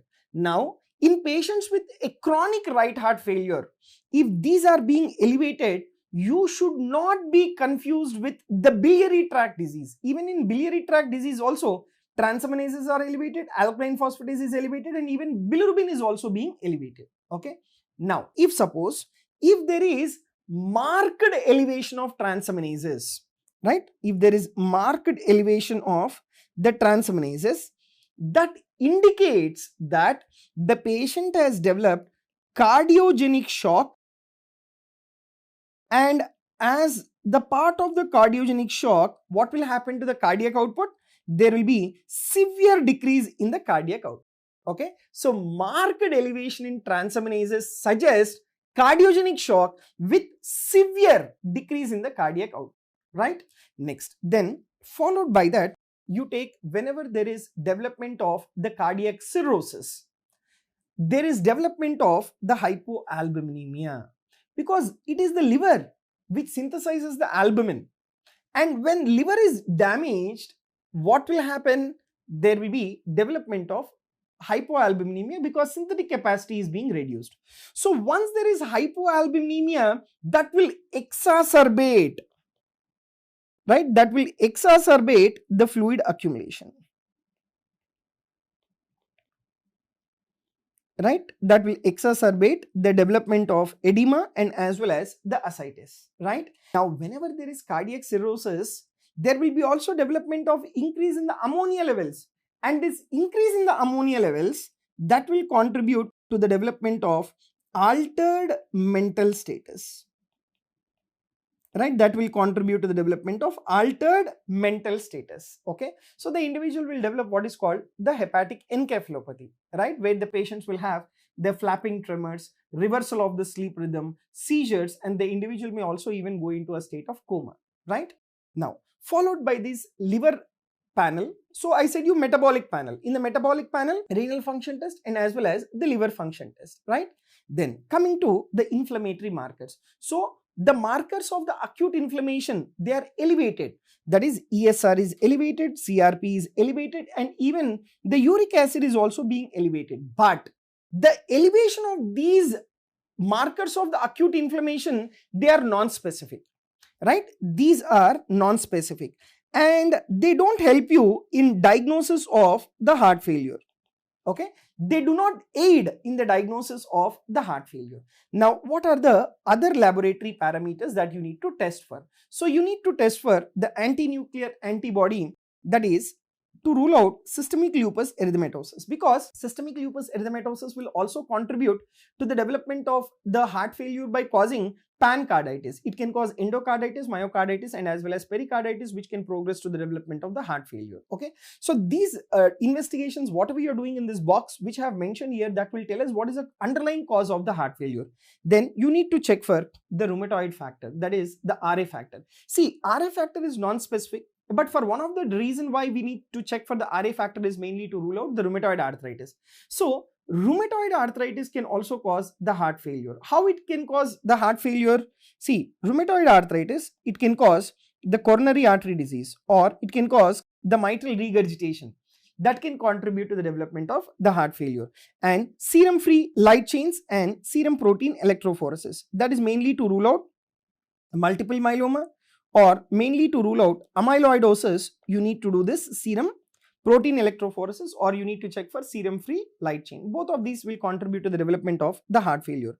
And coming to the serum ferritin levels, serum ferritin levels are elevated in patients with the hemochromatosis. So hemochromatosis is one of the etiology that is contributing to the development of the restrictive cardiomyopathy, which can cause the heart failure. And serum ceruloplasmin levels you need to check for, that is mainly to detect the presence of the Wilson's, which can also contribute to the restrictive cardiomyopathy causing the heart failure. Then you have this viral infections that you need to check for, because this hepatitis C or you take HIV, they can cause myocarditis. So once there is development of myocarditis, that can contribute to the development of the heart failure. So these particular other laboratory investigations, what I have mentioned in the box, will help us to tell what is the underlying etiology causing heart failure.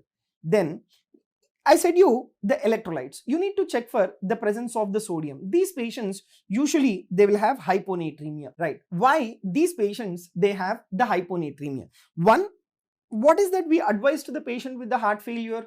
Sodium restricted diet, because there is fluid overload. If the individual consumes more and more sodium, the fluid overload precipitates. So sodium restricted diet, that is one thing. Second important thing is diuretic therapy. Now, whenever you are giving this loop diuretics, or whenever you are giving this thiazide diuretics, so loop diuretics or this particular thiazide diuretics, they will cause natriuresis. Right, they will cause natriuresis, and that contribute to the hyponatremia and vasopressin mediated free water retention. Now, as a part of the compensatory mechanism, remember, in patients with heart failure, there is non-osmotic release of the antidiuretic hormone. Now, what this antidiuretic hormone does, that will cause the water reabsorption at the level of the collecting duct. And once there is water reabsorption, that can cause the dilution of the sodium, resulting in dilutional hyponatremia. Right? Now, this particular hyponatremia, if at all, if the individual has developed, remember, it is a negative prognostic marker. Right? It is a negative prognostic marker at the time of hospitalization if there is hyponatremia. Okay? And if the hyponatremia is still persisting, that tells that there is decreased long-term survival of the individual. Right? There is decreased long-term survival of the individual. So that is another thing that you will be able to make out by the presence of the hyponatremia. Now, what are the other electrolyte abnormalities that you will have is the abnormalities related to potassium. See, abnormalities related to potassium, there can be hypokalemia, or there can be even the hyperkalemia as well. Hypokalemia, it is most often due to the diuretics, because whenever you are giving these loop diuretics or thiazide diuretics, they will flush out the potassium, causing the hypokalemia. Right? And another important reason is these patients, they have activation of your RAS. Once the RAS is activated, there is release of the aldosterone. So increased aldosterone levels, that also contributes to the hypokalemia.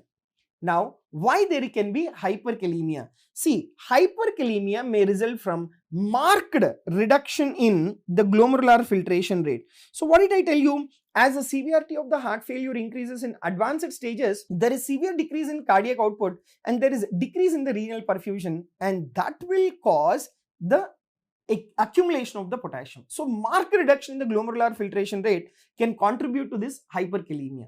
Or when the individual started taking guideline directed medical therapy, like the patient is taking the ACE inhibitors, that is your RAS inhibitors like enalapril, ramipril, or the individual is taking aldosterone antagonists like spironolactone, that can also contribute to the development of aldosterone antagonist. AA stands for aldosterone antagonist like spironolactone. That can also contribute to the development of the hyperkalemia. Now, what is the problem if there is hypokalemia or hyperkalemia? Remember, if there is hypokalemia or hyperkalemia, that will lead to the atrial or ventricular arrhythmias. Right? That will lead to atrial or the ventricular arrhythmias. And another important electrolyte abnormality is the hypophosphatemia and as well as the hypomagnesemia. Right? This hypophosphatemia and hypomagnesemia are commonly associated with chronic alcohol use. So, chronic alcohol use causing heart failure, you come across that in patients with dilated cardiomyopathy. So most common toxin causing dilated cardiomyopathy will be a chronic excessive alcohol use that can contribute to the heart failure, and in these patients there can be hypomagnesemia and as well as the hypophosphatemia. Right? Now, I was also telling you about the importance of the complete blood picture, and in order to assess the hemoglobin levels. Okay, so you need to look for the presence of anemia, right? And if there is anemia, it is a state of high output heart failure. So anemia, it precipitates the heart failure, right? It is either way. Anemia itself can cause heart failure, right? Or if the individual is having some underlying cardiac disease, upon that, if the individual is having anemia along with the cardiovascular disease, the anemia, it will precipitate the underlying cardiac pathology and can make the individual to develop the heart failure. Like for example, the patient with anemia is having the ischemic heart disease. Okay, so this anemia will help ischemic heart disease in causing the heart failure. Okay, so that is the reason why you need to check for the hemoglobin level, right? And if there is severe form of anemia, in such state, without underlying cardiac disease, directly the patient will develop high output heart failure. Okay, if there is severe anemia without the underlying cardiac disease, there can be development of the high output heart failure. Okay, next is the iron deficiency is also very common in patients with the heart failure. Why? Because in patients with the heart failure, what will happen to the gut absorption? The gut absorption is reduced. Once the gut absorption is reduced, the iron absorption is also reduced, and thereby there will be development of the iron deficiency. And not only that, these patients, they are developing hepatic congestion. So there is impaired hepatic storage of the iron. That also contributes to the development of the iron deficiency. And now these patients with iron deficiency, once you start giving the repletion of the IV iron, that results in improvement of the symptoms, right? That results in the improvement of the clinical features and as well as the symptoms. And even the exercise capacity, right? Even the exercise capacity of the individual is also increased, right? And this repletion of the intravenous iron, this will also reduce the hospitalization of the patient. This will also reduce the hospitalization of the patient. Okay, so that is what is the importance of the repletion with the intravenous iron, right? So this is about the importance of doing the complete blood picture. Next is the chest X-ray. Now, in what way the chest X-ray is important is the chest X-ray tells us if there is fluid congestion or in the lungs, right? If there is any pulmonary congestion, and what is happening to the cardiac size, that you will be able to make out by the chest X-ray. So in the chest X-ray, the abnormalities that you will see is the increase in the cardiac silhouette. So what will happen to your cardiothoracic ratio? The cardiothoracic ratio is increased. It will be more than 0.5. And in the chest X-ray, you will also notice that there is pulmonary venous congestion as well, right? So upper lobe vein distension you can make out in the chest X-ray. Now what will be the early radiological signs? The same thing what we have discussed, that is upper zone venous congestion, right? Upper zone venous congestion is what is the early radiological signs, and the fluid from the pulmonary capillaries will enter into the lungs. Thereby there will be thickening of the interstitial septa, right? There will be thickening of the interstitial septa, and this thickening of the interstitial septa, that contributes to what is called as the Kerley-B lines, right? The Kerley-B lines, initially you will see that in the lower part of the lung, in the base of the lung, right? Next, you will notice that the pulmonary capillary wedge pressure is increased, and once the pulmonary capillary wedge pressure is increased progressively, the edema from the interstitium, it goes into the alveoli. So there will be development of alveolar edema,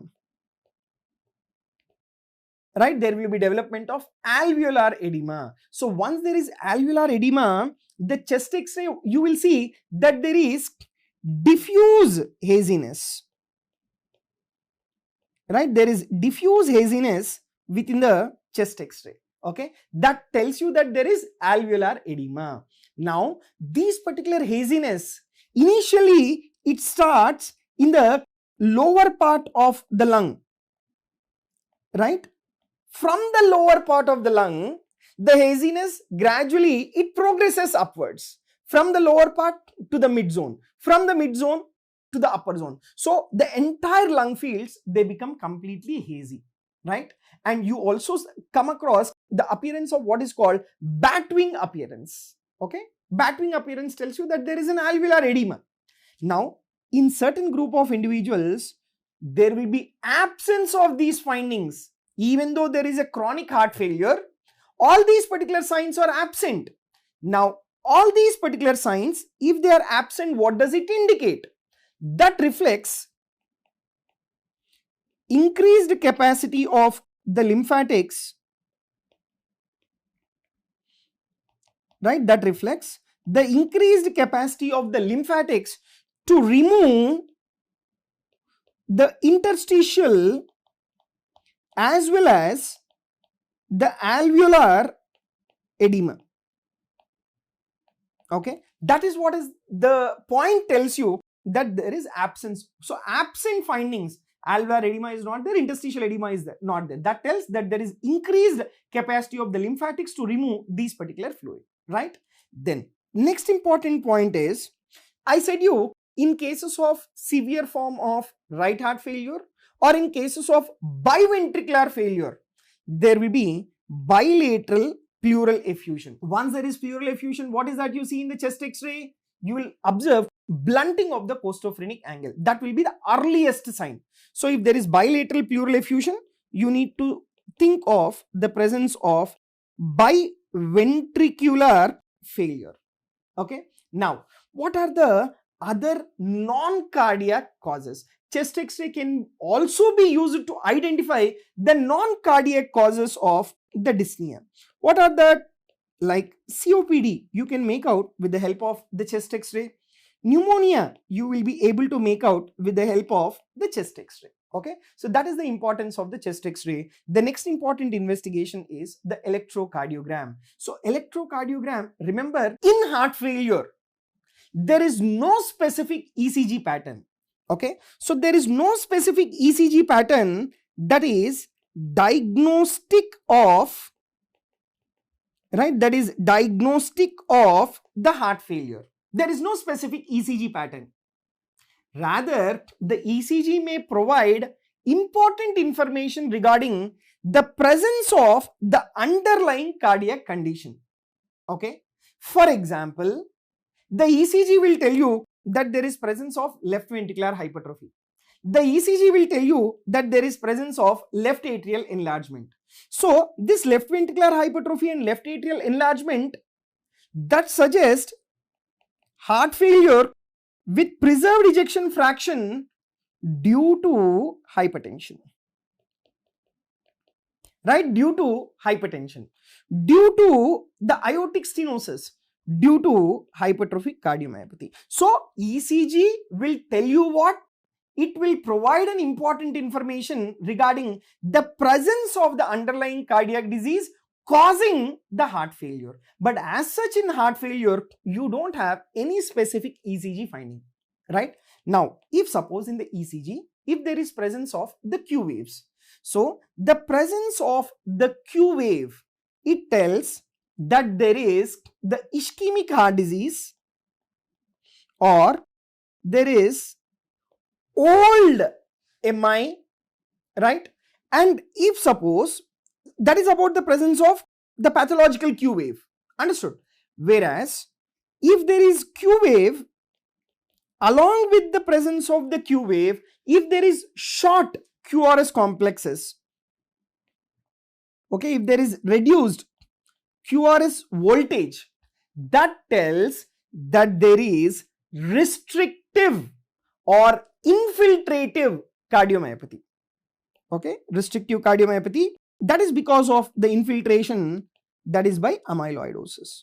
So presence of this Q wave with reduced QRS voltage, what do we call this pattern as? We call this pattern as pseudo infarction pattern, right? We call this as pseudo infarct pattern. Okay, that is about the importance of the ECG. Next is the ECG.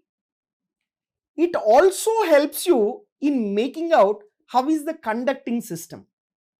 Okay, so conducting system disease should raise the concern for the cardiac sarcoidosis, because in cardiac sarcoidosis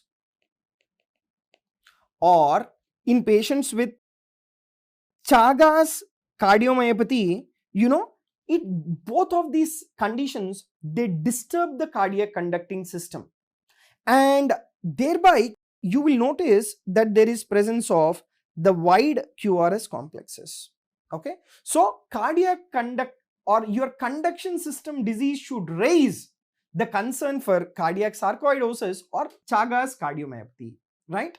Next, now in the ECG, if there is presence of atrial fibrillation, right, almost like 40% of patients with the heart failure, they require the anticoagulation, right? Heart failure with atrial fibrillation, it's an indication for the anticoagulation. And another reason why you need to do the ECG is to look for the premature ventricular contractures and the presence of non-sustained VT, right? If there is presence of PVC or non-sustained VT, that will reflect worsening heart failure, right? That will reflect the worsening heart failure. And these are the markers of, right? These are the markers of the increased risk of the heart failure. Okay. And one more point you have to remember is that if there is development of frequent premature ventricular contractures, right? If there is presence of frequent premature ventricular contractures can cause cardiomyopathies, right? They can cause cardiomyopathies. So that is another important information that you get from the ECG. Okay, and these premature ventricular contractures, they have to be treated successfully with ablation. Next important is the QRS duration is also very, very important. If there is wide QRS complex, okay, if the QRS complex is like more than 120 milliseconds, right, or if there is presence of left bundle branch block with QRS complex more than 150 milliseconds, that is an indication in which condition we are talking about these in patients with the dilated cardiomyopathy. Okay, in patients with dilated cardiomyopathy, if there is wide QRS complex of more than 120 milliseconds, or if there is an underlying LBBB with QRS complex more than 150 milliseconds, that tells that there is ventricular dyssynchrony. So how do you treat that ventricular dyssynchrony? That is by cardiac resynchronization therapy. Okay, so the ECG will also help us in guiding the treatment as well, right? And some other non-invasive investigations like 2D echo are very important. So this particular 2D echo, it helps us in the diagnosis of the heart failure and to make out what is the cause of the heart failure, and it also helps us in guiding the treatment of the patients with the heart failure. Okay, and this two-dimensional echocardiography, it provides accurate and rapid determination of the ventricular size, and it also gives us the exact information of the ventricular function as well. And not only the ventricular function, even the abnormality of the valve. So it also tells you about the morphology of the valve, and it also tells you about the functioning of the valve. Okay, and not only that, this particular 2D echo will also detect if there is any presence of intracavitary thrombi, and it will also detect if there is any development of the pericardial effusion. That is the importance of doing 2D echo. Why there can be intracavitary thrombi? See, if the patient develops atrial fibrillation, there can be stasis of the blood within the atria causing thrombus formation. That can be detected by your 2D echo, right?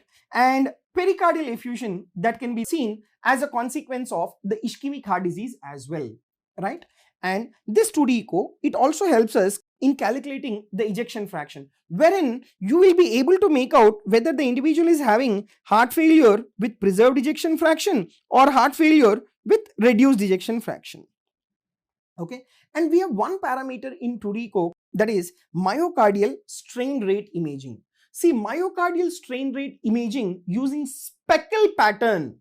What is the importance of this speckle tracking? By myocardial strain rate. Okay, so this myocardial strain rate imaging using this speckle pattern or speckle tracking can add incremental value to the left ventricular ejection fraction. So this myocardial strain, it helps us in making out how is the ejection fraction of the individual, and it is also of prognostic value, right? It is also of the prognostic value. The next important is the Doppler studies or the Doppler techniques. Doppler techniques can be used to estimate the cardiac output in the individual. It is used to estimate the pulmonary artery pressure of the individual, and it is also used to estimate the valve area, right? And it will also detect the abnormalities in left ventricular diastolic filling.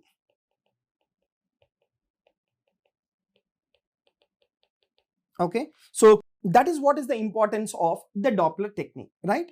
And this particular 2D echo also will help us in assessment of the right ventricular function as well, because some etiologies, they can cause right ventricular failure. So you need to calculate what is called as TAPSE.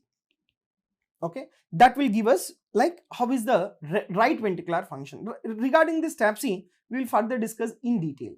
Okay, now these are all the things which can be estimated by the Doppler technique. Estimate the cardiac output, pulmonary artery pressure, valve areas, and may detect the abnormalities in left ventricular diastolic filling as well.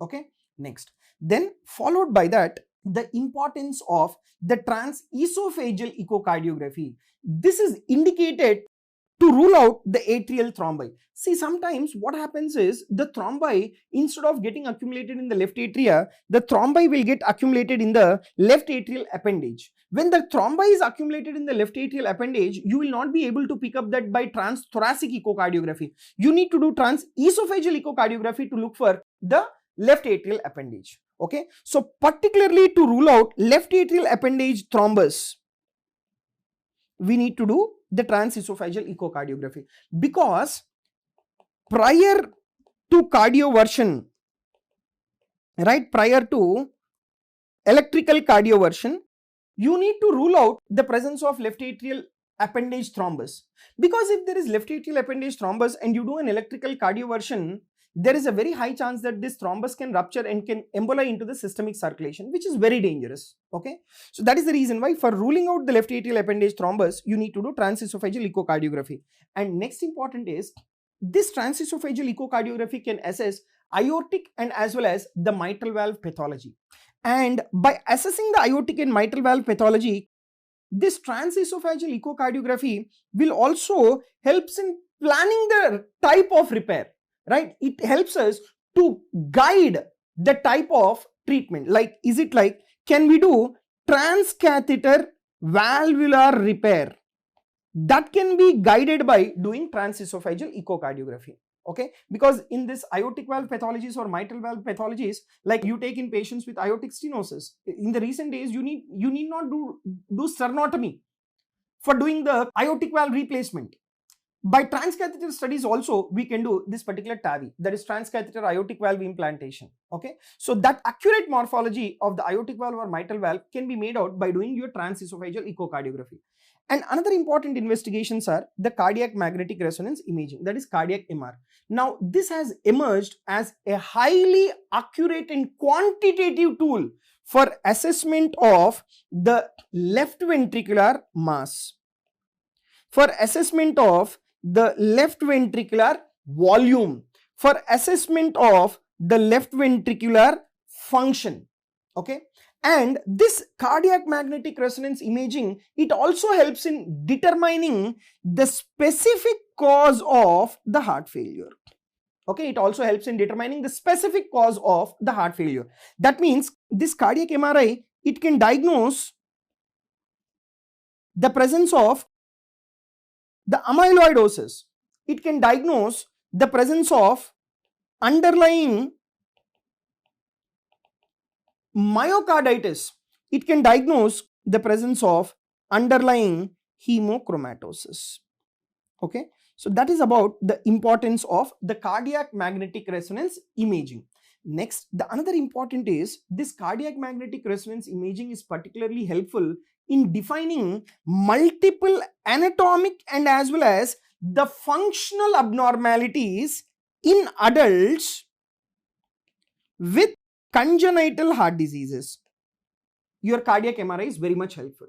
Okay, and when you do a serial cardiac MR studies, even that can assess what is the pattern of the ventricular remodeling which is occurring. So serial cardiac MR studies can assess the ventricular remodeling in response to therapy, and it is very much useful in the clinical research as well.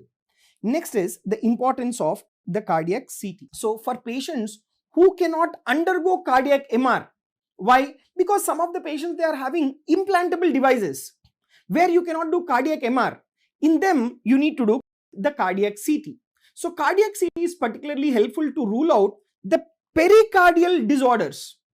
And it is also very much helpful to rule out the presence of the left ventricular apical thrombus. So that is about the importance of cardiac CT. So those patients where you cannot do cardiac MR because of the presence of implantable devices, in them you need to do cardiac CT, which will be helpful for diagnosing pericardial and as well as left ventricular apical thrombus. Next is cardiac PET scan, that is positron emission tomography scan. See, it is very expensive procedure or very expensive investigation. So the availability of the PET scan is very much limited. So this PET scan, it is limited by the availability and as well as the cost. And if at all, if you want to do PET scan, what is the reason why you need to do?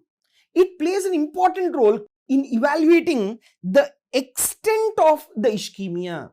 It helps in evaluating the extent of the infarction. For that, you need to do the cardiac PET scan. Okay, in patients with coronary artery disease, if you want to know the exact extent of ischemia or infarction, you need to do the cardiac PET scan. And not only that, it will also help you in determining the severity and distribution of, severity and as well as the distribution of the cardiac inflammation in case of the cardiac sarcoidosis. That is another area where you need to do the cardiac PET scan. Okay. Next, the next important investigation is cardiopulmonary exercise testing. This is not being routinely done. Okay. This is not routinely performed in heart failure. Right. But why is it being used? This cardiopulmonary exercise testing is used to assess the peak functional capacity in patients being evaluated for mechanical circulatory support. Okay. Now, if you are planning for mechanical circulatory support, MCS stands for mechanical circulatory support. We have many mechanical devices that we give as a treatment of heart failure. That is a separate section. I will be discussing that. Okay. So this cardiopulmonary exercise testing, it is used for assessment of peak functional capacity in patients being evaluated for mechanical circulatory support or the cardiac transplantation. In them, cardiac pulmonary exercise testing has to be done. And several parameters can be detected by your cardiac pulmonary exercise testing. That includes the determination of absolute and percent predicted peak oxygen consumption. That can be detected by your cardiac pulmonary exercise testing. And it will also test the ventilatory efficiency. Okay, that can also test ventilatory efficiency. And these two, they are the independent predictors of survival of the individuals. Okay, that is the importance of your cardiopulmonary exercise testing. And whenever you are doing this cardiopulmonary exercise testing, you also need to collect the data of, you also need to collect the data of the heart rate, and you also need to collect the data of the blood pressure during the cardiopulmonary exercise testing. Okay, and another very important is, whenever the individual is doing exercise in a case of heart failure, you need to look for if there is any development of exercise induced arrhythmias. Even that can also be assessed by cardiopulmonary exercise testing. And this cardiopulmonary exercise testing, it is also helpful in defining what exactly is the cause of the dyspnea. For suppose if the diagnosis is uncertain, you don't know what is the cause of the dyspnea, by doing cardiopulmonary exercise testing, you will be able to define the cause of the dyspnea, right? So when diagnosis is uncertain, you can do this. Now, very important investigation is the cardiac biomarkers. And very, very important cardiac biomarkers are the natriuretic peptides. Okay, these natriuretic peptides, they are not only useful for diagnosis, they are also useful for assessment of the prognosis. What are those? That is brain natriuretic peptide and as well as N-terminal pro or NT-proBNP. Where are they released from? They are released from the distended ventricles, right, in response to the wall stress. Okay, so in response to wall stress, your BNP and as well as NT-proBNP is being released, and that helps us in diagnosis of the heart failure. And you have to understand that you have two types of the heart failure based on ejection fraction. In patients with heart failure with reduced ejection fraction, they tend to have the higher levels than compared to that of the heart failure with preserved ejection fraction, right? And you take in patients who are like obese. In obese individuals, they can be false low values also, right? And this brain natriuretic peptide, it is used to establish the severity of the heart failure, and it is also used to establish the prognosis of the chronic heart failure. Because once you start your diuretic therapy or once you start your guideline directed medical therapy, your NT-proBNP, which is very high before the start of the treatment, it slowly should start coming down. If it is reducing, then the treatment what you are giving is adequate or efficacious. So it also helps in assessing the prognosis of the patient, right? Now, there are some non-cardiac conditions where the NT-proBNP levels are elevated. What are those, right? Number one, the elderly age, the NT-proBNP levels may be elevated, right? Female gender, the NT-proBNP levels are slightly elevated. Then in patients with chronic renal failure, there also the NT-proBNP levels are elevated. So these are the non-cardiac factors. Now, there are some other cardiovascular diseases apart from heart failure where NT-proBNP levels are elevated. That includes the atrial fibrillation. Then in patients with pulmonary embolism. Next, in patients with the pulmonary hypertension. So in these conditions, the NT-proBNP levels are elevated. And we have some new cardiac biomarkers. What are those newer cardiac biomarkers? That includes galectin-3 and as well as the soluble ST2. These are the newer biomarkers that have been approved for assessment of the prognosis of the heart failure.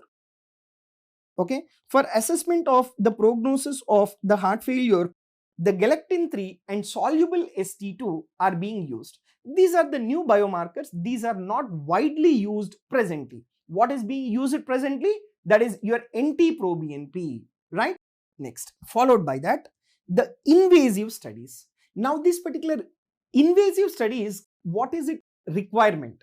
Okay, in the intensive care setting, the assessment of the cardiac filling pressures, the assessment of the cardiac output, that is very much helpful in differentiating whether it is the cardiogenic pulmonary edema or whether it is non-cardiogenic pulmonary edema. Okay, so to differentiate these two, you need to do the invasive studies wherein you will test for the cardiac filling pressures and as well as the cardiac output. Okay, for that you need to place the pulmonary artery catheter, which is nothing but the Swan-Ganz catheter. Swan-Ganz catheter is the one which will test the pulmonary capillary wedge pressure and it will differentiate whether it is cardiogenic pulmonary edema or whether it is non-cardiogenic pulmonary edema. And this pulmonary artery catheter, that is also helpful to assess the response to the diuretics. Okay. in case of the severe heart failure, there is severe increase in pulmonary capillary wedge pressure. Once you give diuretics, the pulmonary capillary wedge pressure or pulmonary artery pressure is reduced, and that can be assessed by your Swan-Ganz catheter. So Swan-Ganz catheter also helps in the assessment of response to the diuretics, right? And you need to do simultaneous measurement of the right and as well as the left heart filling pressures in the cardiac catheterization laboratory. Why? By doing simultaneous measurement, you will be able to differentiate whether the individual has developed restrictive cardiomyopathy or the constrictive pericarditis. So that is about the invasive studies. So invasive studies, usually we do it in the intensive care setting, mainly to differentiate whether it is cardiogenic or non-cardiogenic pulmonary edema, in order to assess response to the diuretics and in order to determine whether it is restrictive cardiomyopathy or constrictive pericarditis. And another important investigation is the coronary angiogram. See, coronary angiogram is indicated mainly to exclude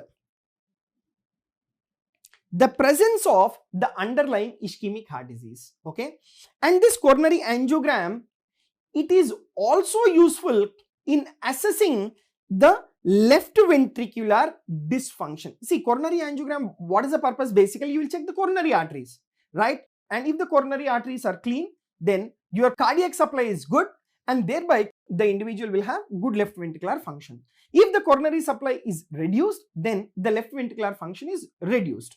So you will be also able to make out the chance of development of the left ventricular dysfunction, okay?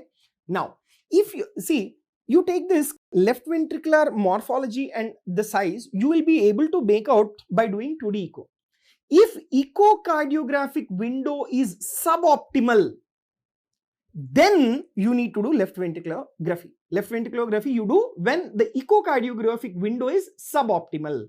So this left ventriculography, this will provide assessment of, right, this will provide the assessment of the left ventricular size, and it will provide the assessment of the left ventricular function, okay? And this will also provide the assessment of the severity of the mitral regurgitation.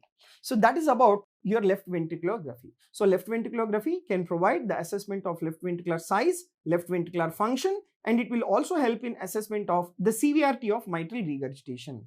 And another important invasive studies are right ventricular endomyocardial biopsy. So the role of right ventricular endomyocardial biopsy in the management of heart failure and cardiomyopathy, it still remains controversial.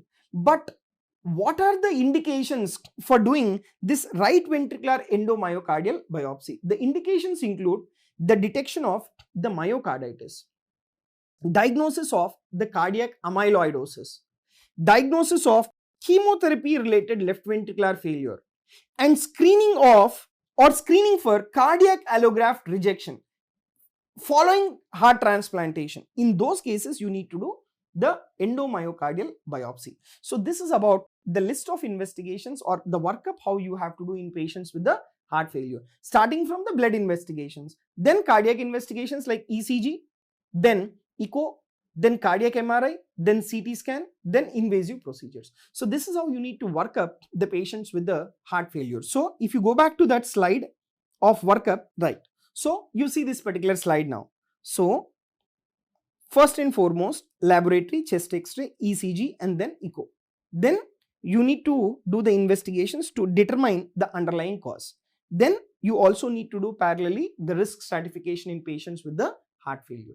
So this completes the discussion of how to diagnose a case of the heart failure. Thank you very much.